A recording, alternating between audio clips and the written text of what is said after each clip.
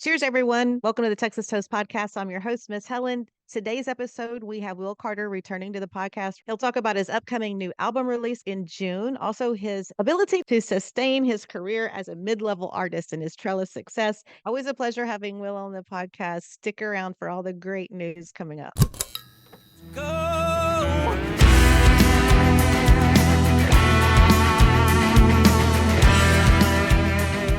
Will Carter back again on the Texas Toast Podcast. It's always good to catch up with you. And you have had a fabulous year this past year, and you've got the new baby boy. The family's doing good. How's that going?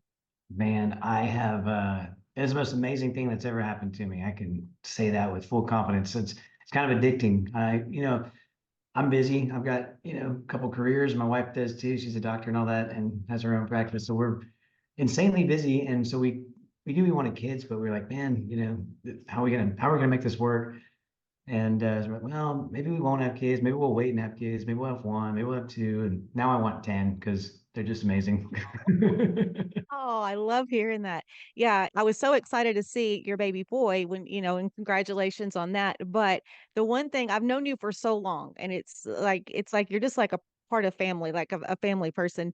But I missed the TCMAs this year, and that would have been a moment hosting the red carpet and being able to see my Will Carter with his baby boy. And I hated missing that, but we had some health issues with Ron. He was having heart surgery in the med center, so I stayed home this year.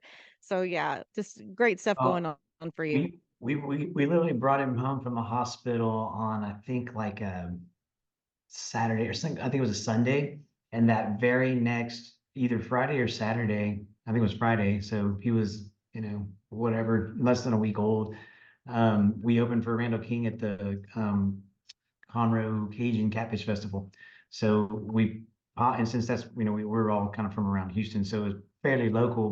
But with the baby and all that, we took the moms and my wife and the baby, and had took the sprinter up to the festival, and so we had a little mobile green room, and he literally went to his very first Texas Country Festival at about a week old, and then I think he was about 6 weeks old when he had his first red carpet experience at the TCMA Awards. So, yeah, I can't, and then he was in a music video when he was about 2 months old. So, he's definitely getting the full experience. I guess it'll probably click later in his life, but it's been pretty special for us for sure. That is super special. Keeping him actively engaged in Dad's career. Let's talk about your new release, Amarillo Rain, which is absolutely gorgeous. So tell me about the making of that and the inspiration for that single. Man, this is probably my favorite song on the album. It's just one of those like when you're writing it and it just sticks, and it was stuck in my head for weeks. The hook, the chorus and all that, and it just kind of fell out. I mean, I get asked a lot like, why did you choose Amarillo? And I don't know where it came from. Like it just came, and it's a four-syllable word, and it was really just the melody that kind of wrote the song for us. And then, I grew up, kind of old fashioned. We all know that story, about out in the sticks.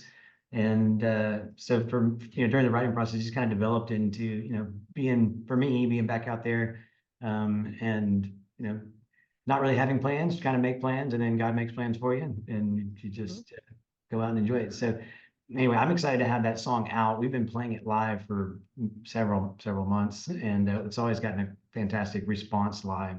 So I've been excited to get the digital version, the actual track studio version out to the world. And so far, the response has been awesome. And we just got the lyric video that we kind of err on the side of a music video / lyric video when we do those. So I guess it's a lyric video, but you could call it a music video kind of. So that's out too, and this was the first time now that we've got a great team, and so it's been really cool to have the album was finished mid last year, and I on one hand have been extremely impatient because I want to get it out to the world, and we've been doing the industry kind of leans towards singles every 6 to 8 Yes. weeks or so. So we've released 5 singles now off of that album, including Amarillo Rain.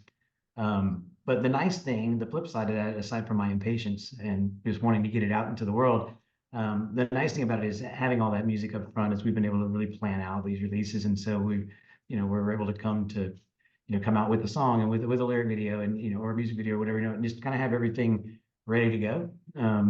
And to that point, we've already started we're about halfway through the next album. This album releases in June, and we're already about halfway through the next album. So we'll be positioned well to kind of keep giving you new stuff for the foreseeable future. And it's been also really cool with the band. Now we have the actual Will Carter band, and we all write together and Mhm. record together. So anytime we're on the road, which is pretty much every weekend, we're sitting in the Sprinter and we'll write a song on the way there or on the way back, and then we can demo it out right there in the bus. So it's been awesome all around, the whole vibe, the whole dynamic. The album comes out in June, and it's gonna be entitled "Had It All Wrong," correct? Yes, ma'am. Okay, awesome. Well, let's talk about another song that had just recently before Amarillo Rain, the "Just Wait and See." Oh, absolutely gorgeous, and I love the video. Well, thank you. I appreciate you guys' shout out about that song earlier on the Mhm. socials. Yeah, Jesse's a close friend of mine, has been, Kate and I kind of grew up together in Tom McKinney's House of Pain, the vocal studio. And so we studied together for a long time. I've known her for a very long time. I've worked with Jesse quite a bit. And so we're all pretty close. And when he came to me with that song and said, I read the song, it just really doesn't fit Kate, but I think it would fit you. And I heard it and it was just an immediate, I mean, I got to have that. So we jumped on it and recorded it, and likewise, I love the way the video came out, with the whole humble beginnings and then the whole live music, the live performance scenes and stuff. Like it was a we did a lot of behind the scenes shots and interviews of each of the band members while we were doing that. It was a very cool experience all the way around. No, I think that's what touched me so much while I was watching the video is knowing you for so long from the beginning of time and to where you are now. It was almost like watching like one of your own, like growing up. Like I just was going back and forth thinking about all your success and how far that you've come, but you work so hard. You have such a good work ethic. Well, you're not going to get anywhere in this industry without it. It's Mhm. it's definitely a grind. It's funny. Zane Williams had that song "Overnight Success," and I've always loved that song because it's just it sums up this life decision to do this for a living, right?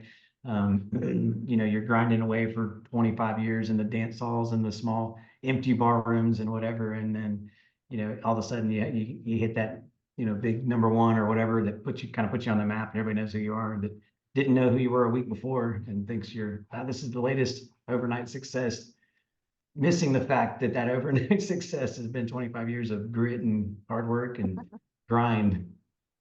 That is so true. And you shared the stage at so many festivals and with so many great artists.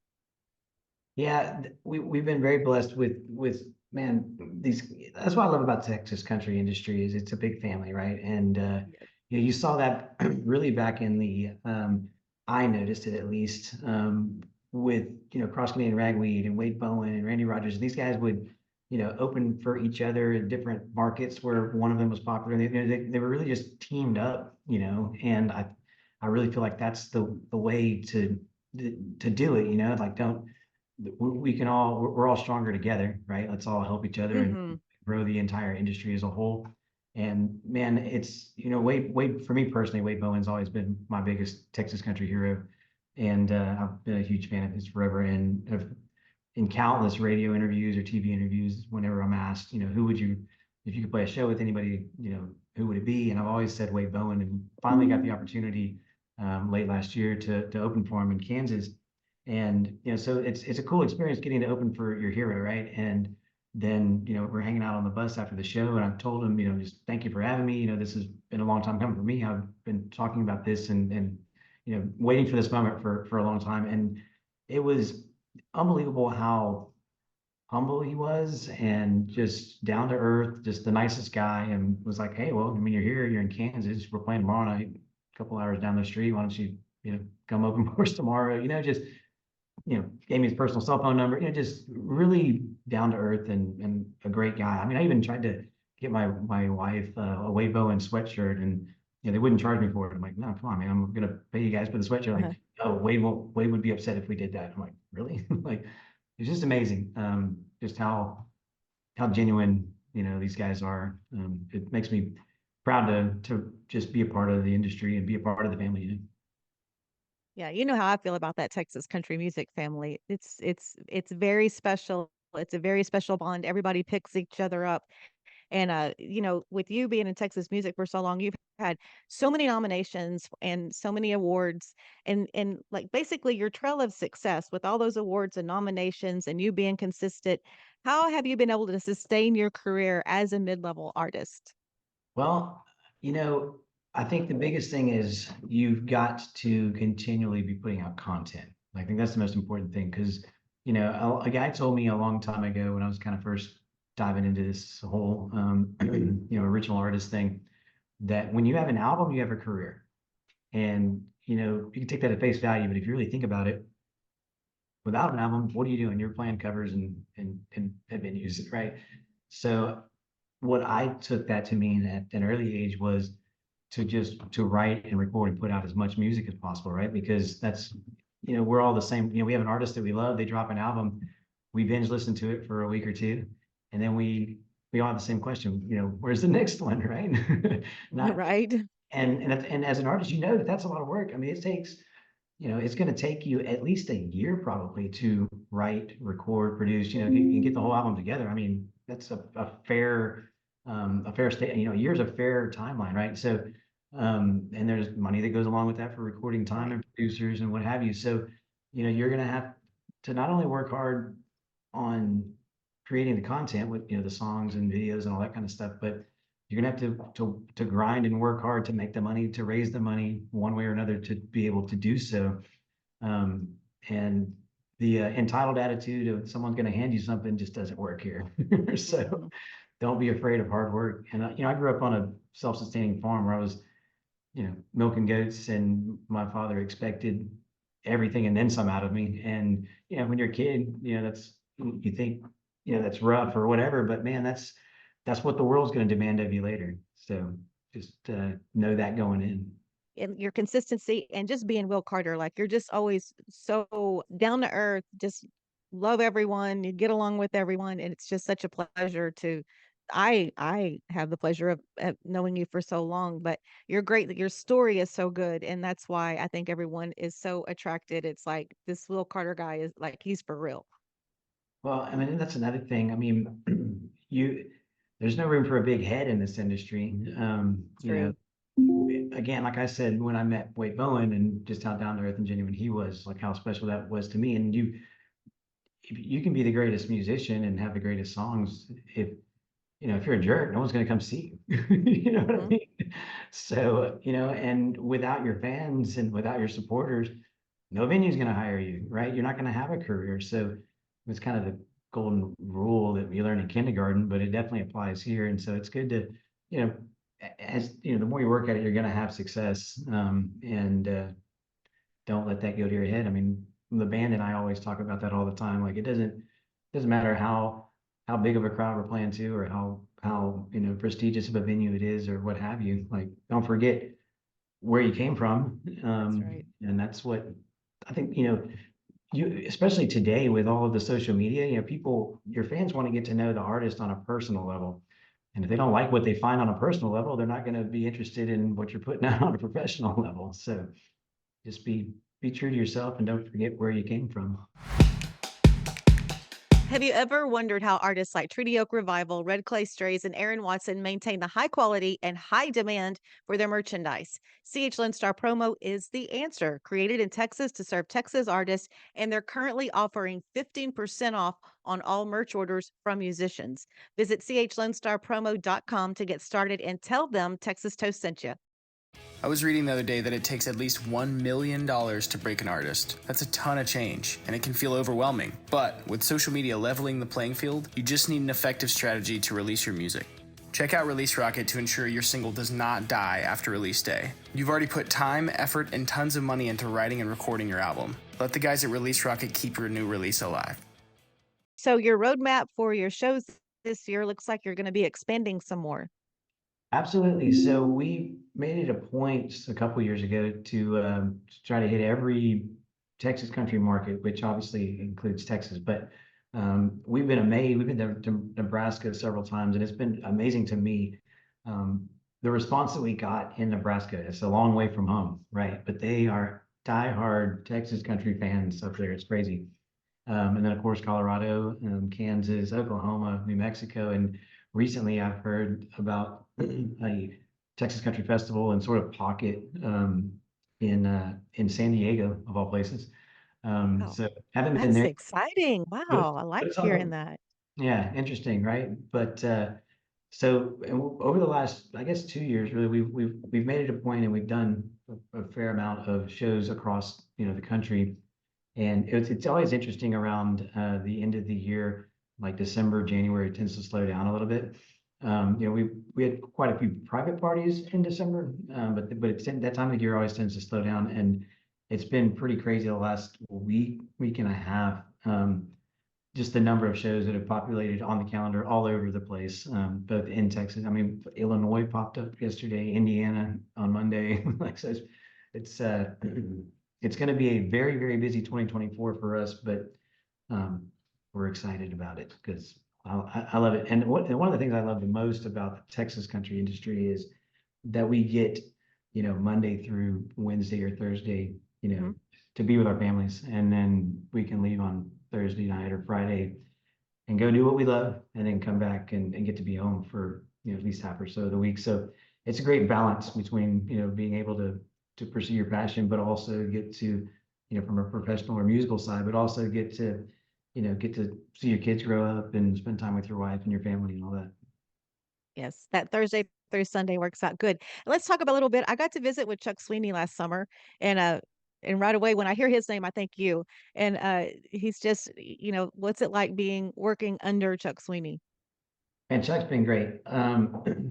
Chuck is not my first manager, so I do have a few, I do have some comparisons. And Chuck is doing, he is a very hard worker, and that is one thing that you need in, that's probably the first thing that you need in a manager, is somebody that believes in you, that's willing to work hard, because it's not a glorious job, especially not at the beginner or mid-level. It's great when you're Cody Johnson's manager today, but when you're Cody Johnson's manager 10 years ago, it's a lot of work. And Right. uh, and he works hard, and he comes kind of from he's a musician also, right? He's in a band. Hmm. So he gets that, which is awesome. He also came from corporate. I think he was in like corporate sales for like Comcast or something similar. So he's used to managing big teams, and he's used to sales. And so he's got a very good blend of both the sales, which is booking, right? And then the corporate kind of management, which is management, and music, right? So I think I love working with Chuck, and he's organized, he's on top of stuff, and he works hard. Yesterday, he was in front of his computer for 12 and a half hours, just sifting through, inquiries we've gotten from different venues. I mean, it's been crazy this last couple of weeks. So we're again, we're looking we're expecting a very busy 2024, which is great. And I'm very happy to have Chuck on board to just keep everything organized. I like being able to look at, he's so organized. It's awesome. So we have this, shared calendar that's got every single detail that we need. I literally look at it on Monday, and I know what my plan is for the week, and every question's answered. It just makes things so much more seamless. But no, very, very blessed to have him on the team. Well, that's some exciting news right there. I'm excited for you for this year. And so the album comes out in June. How many tracks are on the album? 12. 12. Okay, so we still have some new ones to look Oh forward yeah. to. Oh yeah, absolutely. Absolutely. Do you- So in between now and then, do you plan on dropping another single, or are you just gonna kind of ride in with Amarillo Rain? No, the next one comes out March, I think 15th.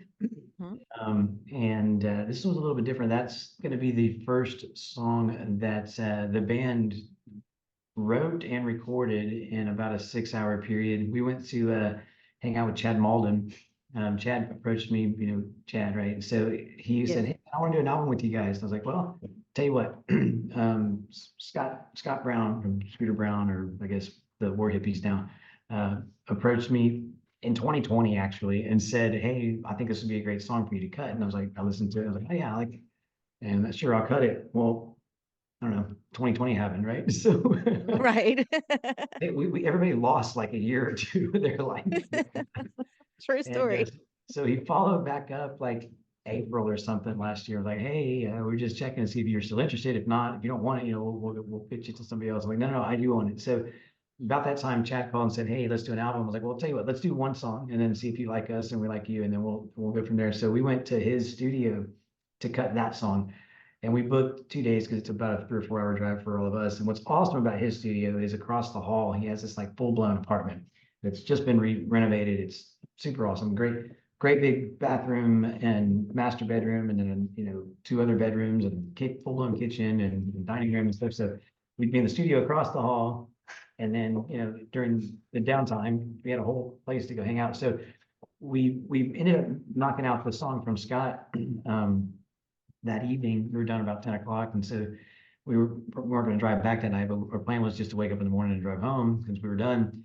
But we had, kind of booked the studio for those 2 days. So, we were hanging out and then sitting in the kitchen, all of us, and this other song fell out. And we'd never co-written a song as a band. We had just started, previously I was, either writing or co-writing the music and then having it produced, and then the guys would learn it and play. Well, with the new band, they're all studio musicians, so we sort of rebranded as Will Carter Band, and we record together. We don't use session musicians anymore, and that's been an amazing experience in itself. But then we kind of took it to the next step, right? Well, hey, let's write a song, right? So then we all wrote a song, and we loved what we came up with. So we texted Chad, we're like, "Hey man, we decided we're not leaving in the morning. We're gonna need you for a few hours." So we ended up cutting the song, that next morning, and then driving back after that. And when I flipped that to Jen and Ray, they were freaking out about it. It's a totally different style, right? Because it's the first time the five of us had written, and so you have all those different influences and a lot of rock influences. It's kind of reminds me of like a I don't know, like a Cope Wetzel meets Cross Canadian Ragweed kind of vibe. So yeah, very different than anything we had done prior. And Jen and Ray are absolutely like head over heels over it. So that song's coming out March 15th. And so we're working on the music video here in the next week or two, I guess. We gotta get that done in the next couple of weeks. That's all happening kind of quick, I guess. But so yeah, that's the next thing to look forward to. And then the album itself will drop in June with all of the unreleased tracks that you haven't heard yet. Oh my gosh, do you see this face? I'm just I'm just amazed. I just love everything that's going on for you right now. And your band, y'all are tight. You have some great members in your band. Man, I couldn't ask for a better setup. I mean, like my bass player's been with me forever, and he came from Infinity's Twin, which Bino is the band leader for that band, and then he was playing with Bino because Bino started two other cover bands in addition to Infinity's Twin. So Infinity's Twin is more of a more of a rock band with some originals, and then he started a country cover band called Born and Bred, and then a 80s cover band called Price Crispy. And so he's booking all over the place, and Bobby would go fill in with him. And we were kind of transitioning between, our drummer had just moved to Florida, and then our guitar, we were going back and forth between like two or three different guitar players. And Bobby's like, "Man, I'm playing with this setup that Bino has where he's got the same guys as these three bands. And what's cool about that is you're playing the same guys, yeah, you're playing different shows and you're different bands, but you're always playing together, so they're super tight." And he's like, "Maybe we should." So anyway, Bino and I sat down and talked about it, and we're like, "Hey, let's just team up." And so they are the Will Carter Band. They're also Born and Bred. They're also Infinity's Twin. They're also Rice Krispie, right? So, but it's the same guys. They play together all the time. So it works out great for us because when we're traveling, if we need an opener, I mean, Born and Bred opens, right? We get There you go. one set of hotel rooms, one sprinter, and change your shirt and walk back on stage. And it works out. And for dance halls, often they'll want, 3 or 4 hours worth of music, and we've got a scripted 90-minute set, right? So what's the solution to that? Well, Born and Bred opens up for an hour and a half or whatever, and then you take a break, and then Will Carter Band comes on. So it's been awesome. And then we're also recording together. Now we're writing together. In fact, we're actually Dylan, the guitar player, and Bino, the fiddle player, and I we're leaving for Nashville tomorrow to go meet with Trent Willman, which I've been wanting to meet Trent Oh boy. forever, right? So yeah, who hasn't? So we're gonna write with Trent, and then we basically just it's interesting. I mean, normally when I do co-writes, it's like, okay, you book like a 4 hour block and then try to, you usually write at least one, usually two. Honestly, we can usually write a song in an hour and a half or 2 hours or so. And what with Trent, it was like whenever they A&R guys got back to me, they were like, "Well, so yeah, you got Trent for 4 hours or 6 hours, whatever it is. You're gonna write a song and hang." I'm like, Okay, well, that sounds cool. I've always wanted to hang with Trent. So Yes, for sure. I'm really excited and curious to see how it goes. I'm sure we're gonna write a song in an hour or two, and then the hang is gonna be the best part, right? So, because picking Trent's brain, I mean, that's just a wealth of knowledge and success, and I have tons of respect for that man. So I'm Mm. stoked about it. And then Saturday we're bouncing because Trent's like 30 minutes outside of Nashville. So we got an awesome Airbnb in Nashville with a balcony and like all kinds of games and stuff. It looks like a theme park. I don't know. It was cheap, so I don't know what's going on, but um, it's going to be a blast. I don't know how much. I know how much work we're gonna do. We're gonna write at least 2 songs, but we're definitely gonna have a good time. So Trent, we'll hang out with him all day Saturday, and then Clay Mills. I wrote a song called "Started with a Whiskey" with Clay Mills like 8 years ago, and he's just got a really cool. Like he's a little more he's a Nashville writer, but he leans very traditional, like 80s, 90s country, maybe Mhm. 2000s, I guess. Like most of his bigger hits were in the 2000s, like Beautiful Mess, Diamond Rio. He's got some Trisha Yearwood cuts and stuff like that. So Started with a Whiskey was always kind of one of my older favorites because it really, it's definitely a well-written song, but it's also just has that kind of traditional feel. And so I think between Trent and Clay, this is going to be an awesome weekend for new music, which will be on the next album, not the Had It All Wrong album, but maybe the Finally Got It Right album or something. I don't know. We'll have to come up with a name for it. We have a lot to look forward to with you this year, Will. You're going to keep us on our toes, keeping up with everything that's going on with you. Well, that's the plan. That's the plan. I'm having a blast, and I really appreciate you guys having me back. I know it's been a minute, but I catch your podcast on online quite often, so appreciate you letting me come and hang out for today. Oh, anytime. You know how I feel about you. It's like I just love catching up, and I'm just like I said, do you see this face? I mean, it's just like I'm just amazed. This is just great news that you've shared with us here on the podcast. We look forward to the next year, and I'm marking my calendar for March 15th. I cannot wait to get that next single in. Well, we'll get you the pre-saved link. You got to just click that. It Do always that just pre-save. magically shows up in there. That's right. And so speaking of pre-saving, and go check out and download Amarillo Rain. Oh, you know what? I forgot to ask you about Amarillo Rain because I brought that up on the podcast when Kyle and I were doing Texas on Tap, because you had that vote on the single art. And like I was torn between one and three. And my whole thing was, I want to hear this song first. It's just so unfair.